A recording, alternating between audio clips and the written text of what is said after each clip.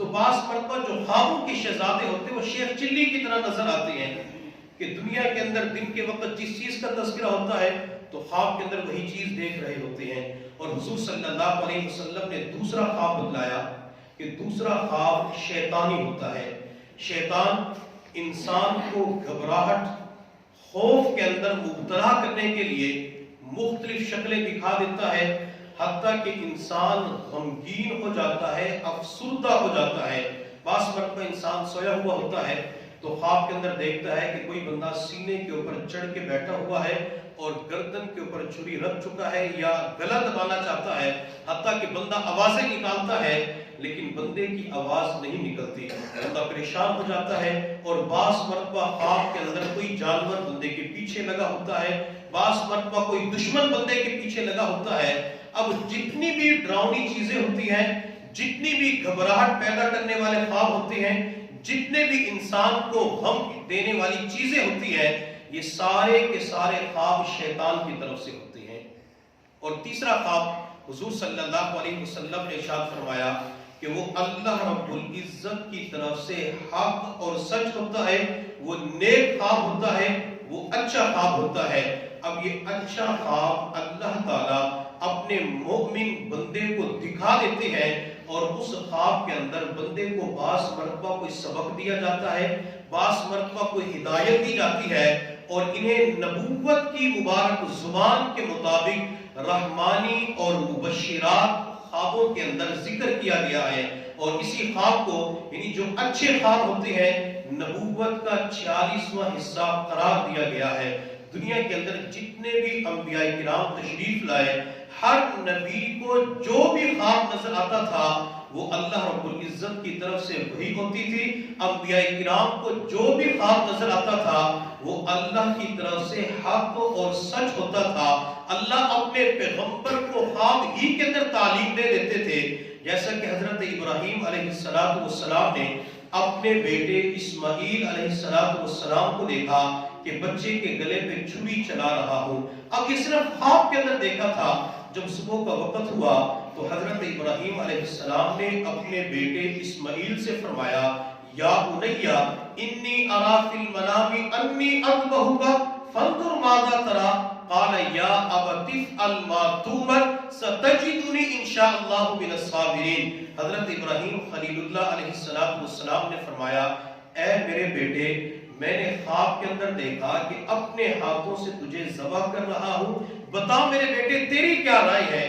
جب والد بیٹے کے سامنے اپنے خواب کا تذکرہ کرتا ہے، بیداری کی حالت کا تذکرہ نہیں کرتا، نیند کی حالت کا تذکرہ کرتا ہے اور بیٹے سے کہا اپنے ہاتھوں سے تجھے ذبح کر رہا ہوں، بتا میرے بیٹے تیری کیا رائے ہے، تو وہ بچہ اپنے والد کا کتنا فرما بردار تھا، وہ بچہ اپنے والد کا کتنا ادب و احترام کرنے والا تھا. اس بچے نے سب سے پہلے اس سوال کا جواب نہیں دیا بلکہ پہلے یوں کہا یا اباتی، اے میرے ابا جان. تو وہ کہ اسماعیل علیہ السلام اس وقت بھی ادب کے پہلو کو سامنے رکھتے ہیں. اب بچہ اسماعیل چھوٹا تھا، بچے کی زبان سے ادب والا جملہ کیوں نکل گیا؟ اس کی وجہ کیا تھی؟ اس کی وجہ یہ تھی کہ جب ابراہیم علیہ السلام اپنے والد آزر سے بات کرتے ہیں تو وہاں یہی جملہ استعمال کرتے ہیں یا ابتی لما تعبد ما لا يسمع ولا يبصر ولا يغني عنك شيئا. اے ابا جان، جن بتوں کی آپ پوجا کرتے ہیں نہ یہ دیکھ سکتے ہیں، نہ سن سکتے ہیں، نہ کسی چیز کو نفع پہنچا سکتے ہیں، آپ ان کی عبادت کیوں کرتے ہیں؟ تو جب ابراہیم آزر سے بات کرتے ہیں تو ابا جان کا لفظ استعمال کرتے ہیں، اور جب بیٹا اسماعیل ابراہیم سے بات کرتا ہے تو بیٹا اپنے والد ابراہیم والے الفاظ استعمال کرتا ہے اے میرے ابا جان. بلکہ میں تو یوں کہوں گا کہ جب بچہ اسماعیل اپنے والد ابراہیم کے ادب کے پہلو کو سامنے رکھتے ہوئے تعظیم کرتا ہے تو یہ در حقیقت ماں ہاجرہ کے دودھ کی تاثیر ہو رہی تھی. جس ماں نے بیت اللہ کے پاس اپنے بچے اسماعیل کو دودھ پلایا ہو، جس ماں نے بیت اللہ کے پاس اپنے بچے اسماعیل کو نیک لوریاں دی ہو، اس بچے کی زبان سے حق بات کو نکلنی تھی، اس بچے کی زبان سے پھر ادب اور احترام والے جملے نکلنے تھے. حضرت اسماعیل علیہ السلام نے کہا یا ابا، اے میرے ابا جان، افعل ما تؤمر، اللہ تعالیٰ نے آپ کو جو حکم دیا ہے آپ اس کو پورا کر دیجئے، انشاءاللہ آپ مجھے صبر کرنے والوں میں سے پائیں گے۔ اب حضرت ابراہیم علیہ السلام اپنے بیٹے اسماعیل کے ذبح ہونے کا تذکرہ خواب والا بیان فرماتے ہیں کہ میں نے خواب کے اندر دیکھا تجھے ذبح کر رہا ہوں۔ تو حضرت اسماعیل علیہ السلام نے اس خواب کو حکم الہی قرار دیا تھا کہ اللہ نے آپ کو خواب کے اندر جو حکم دیا ہے تو آپ اس کو پورا کر دیجئے۔ تو اس سے پتہ چلا کہ ہر نبی کا خواب اللہ کی طرف سے وہی ہوتا ہے۔ حضرت یوسف علیہ السلام نے ایک اہم سچا خواب دیکھا تھا۔ حضرت یوسف علیہ السلام اپنے والد یعقوب علیہ السلام کے پاس آئے اور آ کے عرض کیا یا اباتی، قربان جائے قرآن کے الفاظ کے اوپر کہ جو لفظ ابراہیم نے والد آزر کے لیے استعمال کیے، جو الفاظ اسماعیل نے والد ابراہیم کے لیے استعمال کیے، وہی الفاظ یوسف علیہ السلام اپنے والد یعقوب کے لیے استعمال کرتے ہیں۔ یا اباتی، اے میرے ابا جان، انی رأیت احد عشر کوکبا، میں نے خواب کے اندر 11 ستاروں کو دیکھا، والشمس، سورج کو دیکھا، والقمر، چاند کو دیکھا، میں نے 11 ستارے، سورج اور چاند کو دیکھا، رأیتہم لی ساجدین، یہ سارے کے سارے مجھے سجدہ کر رہے ہیں۔ اب یوسف علیہ السلام اپنے والد یعقوب کے سامنے اپنے خواب کا تذکرہ کرتے ہیں، اور میرے اللہ نے جب یوسف علیہ السلام مصر کے تخت کے اوپر بیٹھ جاتے ہیں، اللہ یہ خواب ان کا پورا کر دکھاتے ہیں۔ وہ بھائی سجدے کی حالت میں یوسف علیہ السلام کے سامنے گر پڑتے ہیں، تعظیمی سجدہ تھا۔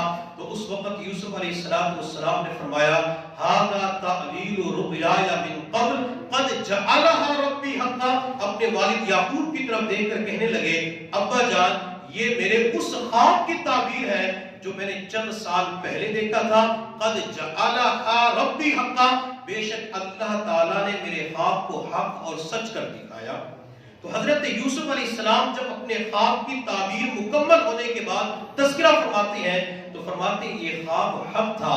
تو پیغمبر کا خواب حق ہوتا ہے، پیغمبر کا خواب سچ ہوتا ہے، پیغمبر کا خواب وہی ہوتا ہے۔ حضرات انبیاء کرام جتنے بھی دنیا کے اندر تشریف لائے، اللہ تعالیٰ جس طرح بیداری کی حالت میں انبیاء کو وحی فرماتے تھے، اسی طرح اللہ تعالیٰ نیند کی حالت میں انبیاء کرام کو وحی فرماتے تھے۔ اس کی وجہ کیا ہے؟ حضرات انبیاء کرام کو خواب یاد رکھنے کے اندر کسی بھی غلطی کا امکان نہیں تھا۔ میں اور آپ خواب دیکھتے ہیں تو صبح کے وقت بھول جاتے ہیں کہ خواب کیا دیکھا تھا، اور اگر خواب یاد بھی ہوتا ہے تو مکمل یاد نہیں ہوتا، اور جب کسی کو بتلاتے ہیں تو اس خواب کا اچھا جو پہلو ہوتا ہے وہ تو سنا دیتے ہیں، اور جو برا پہلو ہوتا ہے وہ کسی کے سامنے بیان ہی نہیں کرتے۔ سیدنا ابو بکر صدیق رضی اللہ تعالیٰ عنہ کے پاس ایک شخص آیا اور اس نے آ کے عرض کیا کہ حضرت میں نے رات خواب کے اندر دیکھا کہ جیسے میں پیشاب کر رہا ہوں اور پیشاب جو ہے پانی کی بجائے خون کر رہا ہوں۔ تو سیدنا صدیق اکبر رضی اللہ تعالیٰ عنہ نے اس شخص کے چہرے کی طرف دیکھا۔ اب چونکہ اس شخص نے مکمل خواب بیان کیا تھا، یہ نہیں کہا کہ میں صرف پیشاب کر رہا تھا، بلکہ یہ بتلایا کہ میں خون کا پیشاب کر رہا ہوں۔ تو جب مکمل خواب بتلایا تو سیدنا صدیق اکبر رضی اللہ تعالی عنہ نے اس کی تعبیر بیان فرمائی۔ آپ نے فرمایا کہ تو اپنی بیوی کے ساتھ حیض کی حالت میں صحبت کرتا ہے، تو اپنی بیوی سے جن ایام کے اندر خواتین کے لیے نماز پڑھنا معاف ہوتا ہے، جن ایام کے اندر خواتین نماز نہیں پڑھ سکتی، اللہ نماز کو معاف کر دیتی ہیں، روزہ نہیں رکھ سکتی، ان ایام کے اندر چونکہ خاتون کے بیوی کے ناف سے لے کر گھٹنے تک یہ جسم استعمال کرنا خاوند کے لیے جائز نہیں ہوتا، اس جسم سے نفع نہیں اٹھایا جا سکتا۔